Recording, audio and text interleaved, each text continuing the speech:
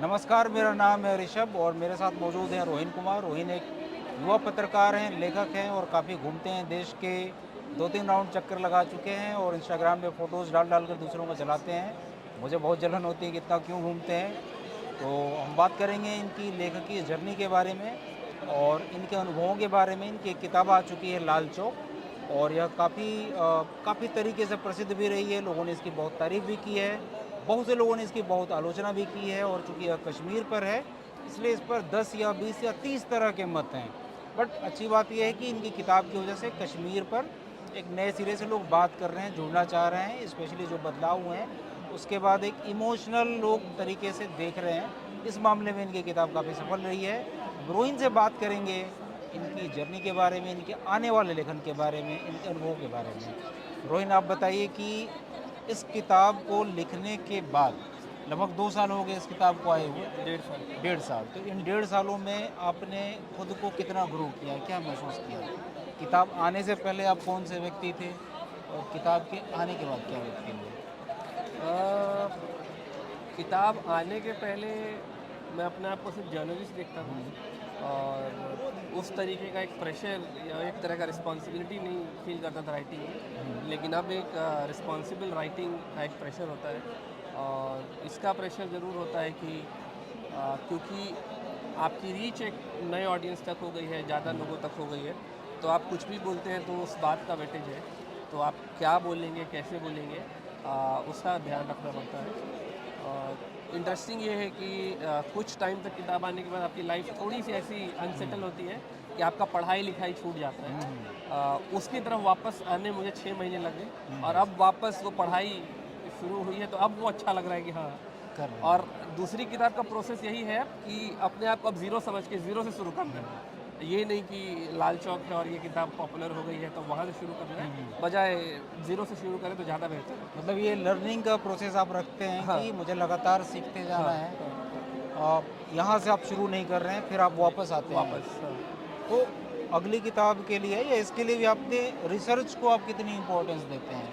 मैं राइटिंग के बारे में पूछ रहा हूँ। मेरी राइटिंग का जो प्रोसेस है बेसिकली मैं नॉन फिक्शन लिखता हूँ और नॉन फिक्शन के लिए क्योंकि मेरी पढ़ाई लिखाई इस बैकग्राउंड में हुई है, पॉलिटिकल साइंस में हुई है, कि मैं ज़्यादातर रिसर्च बेस या नए रिसर्चर्स जो आ रहे हैं या प्रोफेसर्स क्या लेक्चर दे रहे हैं, या वहाँ पे एक्सपर्ट्स क्या बोल रहे हैं, कॉमन लोग क्या बोल रहे हैं और एक्सपर्ट्स और कॉमन लोगों की बातचीत का क्या डिफरेंस है, क्या गैप्स हैं। मैं कोशिश करता हूँ कि मैं उस गैप के बीच अपनी एक जगह ढूंढता हूँ कि भाई अच्छा एक्सपर्ट्स ये बोल रहे हैं, कॉमन लोग ये बोल रहे हैं, तो क्या कोई ब्रिज कर सकता है। तो मेरा रोल ये है कि एज जर्नलिस्ट या एज राइटर मैं उसके बीच का एक पैरेलल ड्रॉ कर पाऊँ कि भाई अच्छा यही चीज़ें हैं, मैं उन दोनों के गैप को आर्टिकुलेट कर पाऊँ। गैप को आर्टिकुलेट करने को मैं समझता हूँ मेरी जिम्मेदारी है। और बाकी तो यही है कि मेरे लिए रिसर्च का इम्पोर्टेंस बहुत है और इस सेंस में है कि नए रिसर्चर्स जो आ रहे हैं, रिसर्चर्स बहुत मेहनत करते हैं कोई नई फाइंडिंग लाने में। मुझे लगता है कि उनका जो एक लैंग्वेज है वो जार्गन बेस्ड है और वो कॉमन मासेस तक नहीं पहुंच सकता है।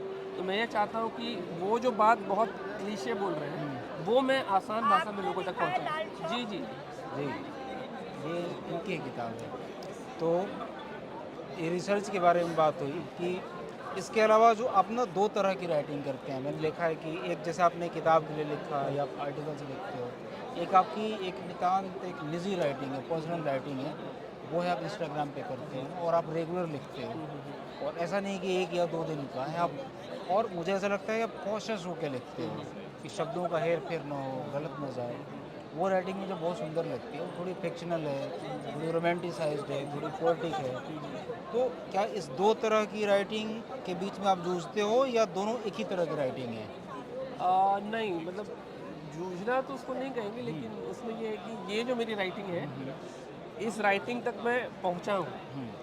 वो जो मेरी राइटिंग वो मेरी ओरिजिनल राइटिंग है इस सेंस में कि उसमें 80% मेरा जिया हुआ पास्ट है। जैसे मेरा कोर इंटरेस्ट जो है ना कॉन्फ्लिक्ट में, तो ये कश्मीर कॉन्फ्लिक्ट स्टेट और ये सारी चीज़ें हैं। एक कॉन्फ्लिक्ट हमारे अंदर है जो बहुत भयानक कॉन्फ्लिक्ट है, जिसकी बात आप फैमिली नामा में कर रहे हैं कि जो हम डिस्कस नहीं कर पाते, जो हम बोल नहीं पाते, या बहुत तरह का प्रेशर है कि आपका एक इमेज है पब्लिक में, तो आप कैसे बोलेंगे। आप बोलेंगे तो आपके 4 दोस्त हंसेंगे या आपको जज किया जाएगा, तो उस डर में हम अपने आप को एक्सप्रेस नहीं करते। मैं चाहता हूँ कि मैं एक्सप्रेस करूँ और उन वर्ड्स में एक्सप्रेस करूँ जो मेरे दिमाग में आते हैं। अब उसके लिए अगर कोई जज कर रहा है कि भाई ये बहुत लोफर है, फंटर है, आप कर सकते हैं, लेकिन एक आदमी के अंदर ना बहुत आदमी होते हैं और हमारे रहते हैं तो- इमोशंस हैं ना, बहुत सारे हैं, और ढेर बहुत सारे हैं। पैशनेट इमोशन है। मतलब हम जैसा फेमिनिस्ट राइटिंग को देख रहे हैं आज के दिन में, हम सब वैसे हैं नहीं। हमारे अंदर 10 तरह के फ्लॉज हैं, और आपको जब तक कोई टोकता नहीं है, कोई बताता नहीं, आपको समझ में नहीं आता कि आपके अंदर फ्लॉज है, और हम उससे बात नहीं करना चाहते क्योंकि हमारा एक इमेज है, एक कल्ट है, तो आप उसको लेके चल रहे हैं सामने सामने और कोई समझ नहीं पा रहा। मुझे लगता है उस कॉन्फ्लिक्ट को एक्सप्रेस करना मेरे लिए इंस्टाग्राम एक मीडियम है, और इंस्टाग्राम खास करके मेरे लिए एक एस्केप भी है। ये बहुत सीरियस राइटिंग और उससे निकलने का स्पेस यहाँ पे मैं हूँ, और बट मुझे वो भी रोहित एक सीरियस राइटिंग है, उसमें आप केयरफुल होकर लिखते हाँ हो ना, बहुत उसमें बहुत कैजुअली आप कुछ भी नहीं जाने दोगे, हाँ, है ना। आप रोहित किस तरह की राइटिंग पसंद करते हो, आप क्या पढ़ते हो, मैं नॉन फिक्शन में और ज़्यादातर फिक्शन में, दोनों में? मैं ज़्यादातर नॉन फिक्शन ही पढ़ता हूँ, और फिक्शन मैंने बहुत कम पढ़ी है, पहले से ही बहुत कम पढ़ी है, और अभी भी मेरा टेस्ट वैसा फिक्शन की तरफ है नहीं। अच्छा। तो मैं ज़्यादातर नॉन फिक्शन पढ़ता हूँ, और इसलिए पढ़ता हूँ क्योंकि नॉन फिक्शन में मुझे इतना कुछ लगता है कि इसमें तो बहुत फिक्शन है नॉन फिक्शन के अंदर। क्योंकि अभी मैं बात कर रहा था किसी तरह, मैं कह रहा था पंजाब में जो इस वक्त हो रहा है, उसमें तो ऐसा लगता है कि इसमें तो बहुत कुछ फिक्शन है, आप सोच ही नहीं पाते कि ऐसा सच्चाई में हो सकता है, क्या सच में ऐसा हो रहा है। जैसे कुछ समय पहले ना मैंने एक नॉन फिक्शन ही है बट फिक्शनल है कि एक स्टोरी पढ़ी, स्टोरी इन द सेंस कि जर्नलिस्टिक स्टोरी। उसमें था कि जापान का एक सैनिक 25 साल तक किसी जंगल में छुप के वो लड़ता रहा था, वर्ल्ड वॉर 2 लड़ रहा था। 65 आ गया था, 1965, तब तक वो लड़ रहा था, उसे नहीं मालूम था कि दुनिया कहाँ से कहाँ चली गई। तो ऐसा आप फिक्शन में भी नहीं लिख सकते हो, सोच भी नहीं सकते। आप रिसेंटली आपने कौन सी किताबें पढ़ी हैं जो आपको बहुत अच्छी लगी? अभी मैं आजकल पढ़ रहा हूँ नॉर्थ ईस्ट में, किस तरीके से नॉर्थ ईस्ट में नए स्कूल्स आ रहे हैं, और कैसे एक इंडियन सिविलाइजेशन को वहाँ प्रमोट करने की जो कोशिश है, अलग अलग तरह के स्कूल्स, अलग अलग तरह के क्या आप flag south marches। East Asia की किताबें पढ़ते हो, कन्फ्लिक्ट उन पे, वियतनाम? हाँ, ग्लोबल साउथ में पढ़ता हूँ, लेकिन अभी मैं श्रीलंका पे लास्ट किताब मैंने पढ़ी, वहाँ जो ऑर्गेनिक फार्मिंग के बाद जिस तरीके से बनाया गया कि ऑर्गेनिक फार्मिंग के वजह से इकोनॉमिक कोलैप्स कर गई, तो उस पे मतलब एक बेसिकली रिसर्च है, और उसको किताब के फॉर्म में उन्होंने निकाला है। उसका टाइटल ही है organic movement in Sri Lanka and the loop holes, और इस तरीके का। तो वो मैंने पढ़ी अभी लास्ट, और अभी मैं पढ़ रहा हूँ ये rise of Hindutva politics in the north east, और नॉर्थ ईस्ट पे चाइना पर आप किताबें पढ़ते हो? चाइना, अभी तिब्बत? हाल फिलहाल में मैंने एक किताब मुझे वो इस पढ़ी देश ही पूरा बहुत मज़ेदार लगता है, पूरी है, हिस्ट्री उनकी और जो चीज़ें वो ज़बरदस्त करते है, रहते हैं, ज़बरदस्त है। गजब की लगती और है। आजकल मैं चाइना तो देख ही रहा हूँ, अभी नेपाल बॉर्डर भी बहुत इंटरेस्टिंग बना हुआ है, तो वो भी मेरे इंटरेस्ट का एरिया है। और नेपाल इसलिए भी है क्योंकि हम लोग नेपाल, तो हम लोग ने कभी नेपाल को फॉरेन कंट्री माना ही नहीं था। अगर बचपन से हम अगर पढ़े हम हुए थे। दक्षिण भारत की हाँ। हिस्ट्री पढ़ना चाहें हिंदी में या अंग्रेजी में भी, तब कौन सी किताबें रिकमेंड करेंगे? दक्षिण भारत के हाँ, लिए, दक्षिण दक्षिण मतलब अपने भारत जो के लिए, स्टेट्स हैं, हाँ, दक्षिण भारत हालांकि शायद सही टर्म नहीं है, हम्म, ये सारे स्टेट्स अलग अलग हैं, उनकी अपनी आइडेंटिटी है ना।